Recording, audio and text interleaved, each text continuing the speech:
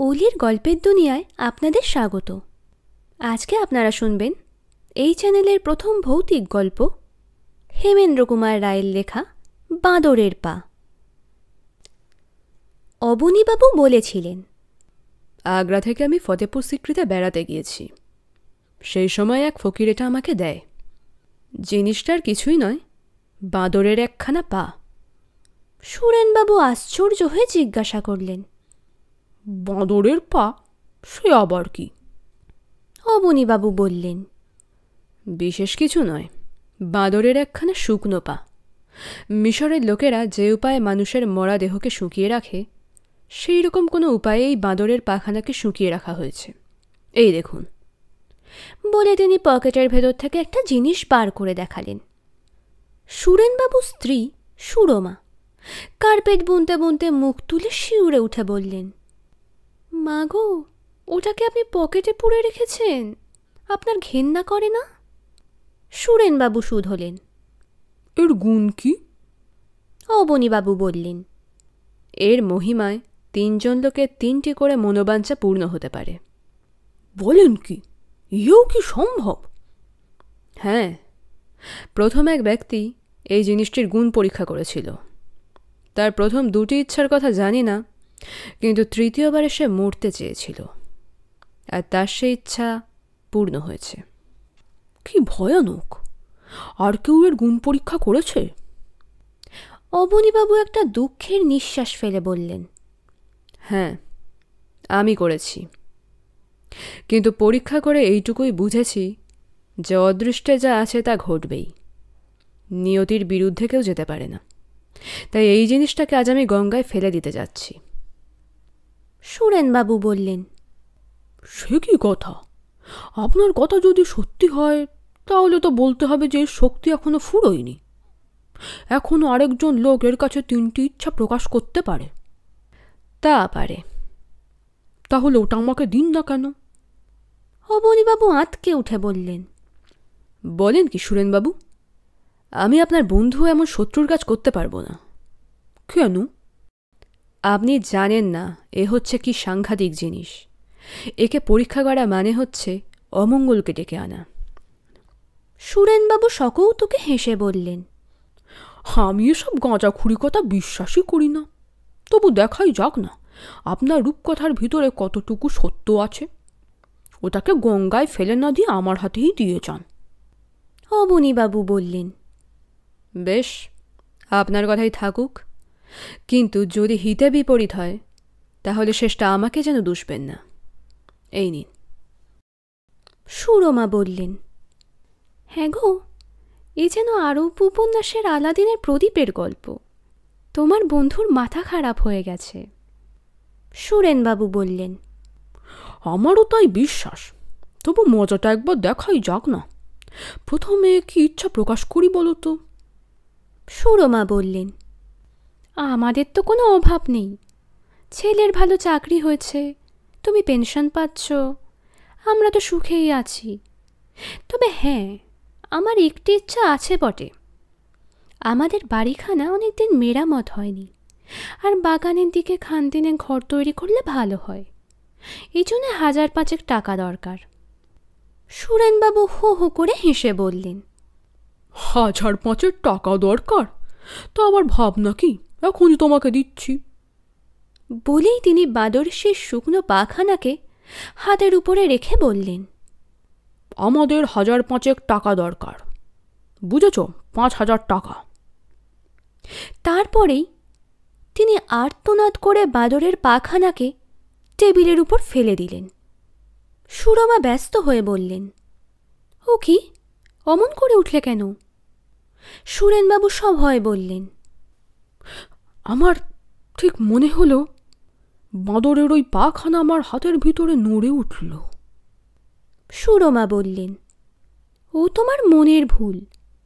চলো, রাত হলো, এখানে বসার পাগলামি করে না, খাবে চলো।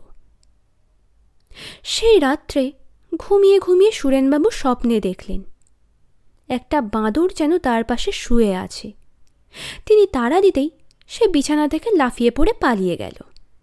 সুরেনবাবু দেখলেন তার একখানা পা নেই। পরদিন সকালবেলায় চা পান করতে বসে সুরেনবাবু সুরমার কাছে কালকের রাতের স্বপ্নের কথা বললেন।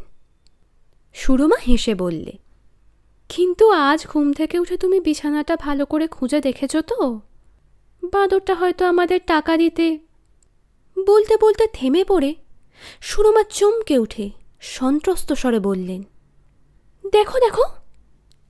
বাগানের একটা বটগাছের ঘন পাতার ভিতর থেকে একটা বানর মুখ বাড়িয়ে বসে আছে। সুরেনবাবু সহজভাবেই বললেন, পাড়ায় ঘোষেদের বাড়িতে দুটো বাঁদর আছে জানো না? একটা কোনো গতিকে পালিয়ে এসেছে আর কি। বানরের মুখখানা আবার অদৃশ্য হয়ে গেল।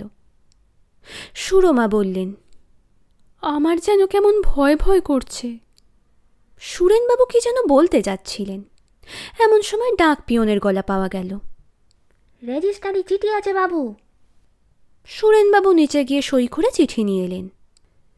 খামের উপরটা দেখেই তিনি বুঝলেন চিঠিখানা এসেছে রেল অফিস থেকে। তার পুত্র অমিয় কুমার রেল অফিসের একজন বড় অফিসার। চিঠির বক্তব্য এই, প্রিয় মহাশয়, আপনার পুত্র অমিয় কুমার সেন রেলের কোনো কাজে হাজারিবাগে গিয়েছিলেন। সেখানে জঙ্গলে পাখি শিকার করতে গিয়ে দুর্ভাগ্যক্রমে তিনি এক ব্যাঘ্রের দ্বারা আক্রান্ত ও নিহত হয়েছেন। অনেক অন্বেষণ করেও তার দেহ পাওয়া যায়নি। এই শোচনীয় দুর্ঘটনার জন্য আমরা অত্যন্ত দুঃখিত। রেলের প্রভিডেন্ট ফান্ডে আপনার পুত্রের 5,000 টাকা জমা হয়েছে। এই টাকা নিয়ে যাওয়ার ব্যবস্থা করবেন। সুরেনবাবু পাগলের মতো চেঁচিয়ে বলে উঠলেন, 5,000 টাকা, 5,000 টাকা। বলতে বলতে তিনি অজ্ঞান হয়ে গেলেন। 1 মাস কেটে গেছে। গভীর রাত্রি। সুরেনবাবু আর সুরমা পাথরের মূর্তির মতন বসে আছেন। তাদের চোখে ঘুম নেই। অমাবস্যার রাত, আকাশ অন্ধকার। বাগানের বড় বড় গাছগুলো দমকা হাওয়ায় যেন কেঁদে কেঁদে উঠছিল। হঠাৎ সুরমা বলে উঠলেন, ওগো, সেই বাঁদরের পাটা কোথায় গেল? বাঁদরের পায়ের কথা সুরেনবাবু একেবারেই ভুলে গিয়েছিলেন। টেবিলের দিকে তাকিয়ে দেখলেন সেইখানেই সেটা পড়ে রয়েছে। তিনি স্ত্রীকে বললেন, ওই যে, কিন্তু ওর কথা জিজ্ঞাসা করছো কেন? সুরমা বললেন, ওর কাছে এখনো তুমি দুটো ইচ্ছা প্রকাশ করতে পারো। সুরেনবাবু বললেন, না না, আর কোনো ইচ্ছা প্রকাশ করবার দরকার নেই। ওসব বাজে আজগুবি ব্যাপার। সুরমা বললেন, না, আমি আমার ছেলেকে দেখতে চাই। সুরেনবাবু বললেন, কি তুমি আবুল তাবুল বকছ? কোথায় আমাদের অমিয়? বেঁচে থাকলে সে আপনিই আসতো। সুরমা মাথা নেড়ে বললেন, না না না, আমি তাকে দেখবই। তুমি ইচ্ছা করলে সে এখনই আসবে। সুরেনবাবু বললেন, শোকে তোমার মাথা খারাপ হয়ে গেছে। আমার প্রথম ইচ্ছাটা ফলেছে দৈব গতিকে, বাঁদরের পায়ের জন্য নয়। ওর কোনো গুণ নেই। অসম্ভব কখনো সম্ভব হয় না। সুরমা কাঁদতে কাঁদতে বললেন, তাহলে তুমি আমার কথা রাখবে না? আমার অমিয়কে দেখাবে না? সুরেনবাবু নাচার হয়ে বললেন, বেশ, তুমি যখন কিছুতেই বুঝবে না, তখন কি আর করি বলো? এই বলে এগিয়ে গিয়ে টেবিলের উপর থেকে বাঁদরের পাটা তুলে নিয়ে বললেন, আমি আমার ছেলে অমিয়কে দেখতে চাই। বাইরে একটা প্যাঁচার চিৎকারের সঙ্গে সঙ্গে ঝোড়ো হাওয়া গোঁ গোঁ করে উঠল। একটি টিকটিকি দেওয়ালের উপর টিকটিক করে ডাকলে। তারপর সব স্তব্ধ। সুরেনবাবু বললেন, দেখলে তো, ও বাঁদরের পায়ের কোনো গুণই নেই। আমি এখন শুতে যাই, তুমিও এসো। সুরেনবাবু 2 পা অগ্রসর হলেন এবং সঙ্গে সঙ্গে সদর দরজাটা দুম করে খুলে যাবার শব্দ হল। সুরমা ধর্মর করে উঠে দাঁড়ালেন। ব্যগ্র স্বরে বললেন, ওকে, ও কে দরজা খুললে? সুরেনবাবু বিবর্ণ মুখে বললেন, ও কেউ না, ঝোড়ো হাওয়ায় দরজাটা খুলে গেছে। সুরমা বললেন, না গো গো না, আমার অমিও আসছে, আমার অমিও আসছে, আমি তার পায়ের আওয়াজ চিনি, সিঁড়িতে তার পায়ের শব্দ শুনছ না? বলতে বলতে তিনি ছুটে ঘরের বাইরে বেরিয়ে গেলেন।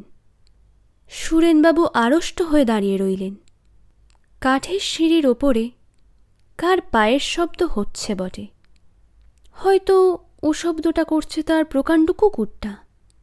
কিন্তু যদি তা না হয়, যদি সত্যি অমিয় আসে, তাহলে সে কি মূর্তিতে আসবে? বাঘের আক্রমণে সর্বাঙ্গ ক্ষতবিক্ষত, মুণ্ডহীন রক্তাক্ত দেহ। সুরেনবাবু আর ভাবতে পারলেন না। শিউরে উঠে টেবিলের উপর ঝাঁপিয়ে পড়ে বাঁদরের পাটা আবার তুলে নিয়ে তাড়াতাড়ি তিনি তার তৃতীয় বা শেষ ইচ্ছা প্রকাশ করলেন। আমার ছেলে অমিয়কে আর আমি দেখতে চাই না। সিঁড়ির ওপরে আর শব্দ শোনা গেল না। খানিক পরে সুরমা নিরাশ মুখে ঘরে ফিরে এলেন। সুরেনবাবু হাঁপাতে হাঁপাতে জিজ্ঞেস করলেন, কি দেখলে? শ্রান্তভাবে চেয়ারের উপরে বসে পড়ে সুরমা বললেন, বাইরে কেউ নেই, কিন্তু সদর দরজাটা খোলা।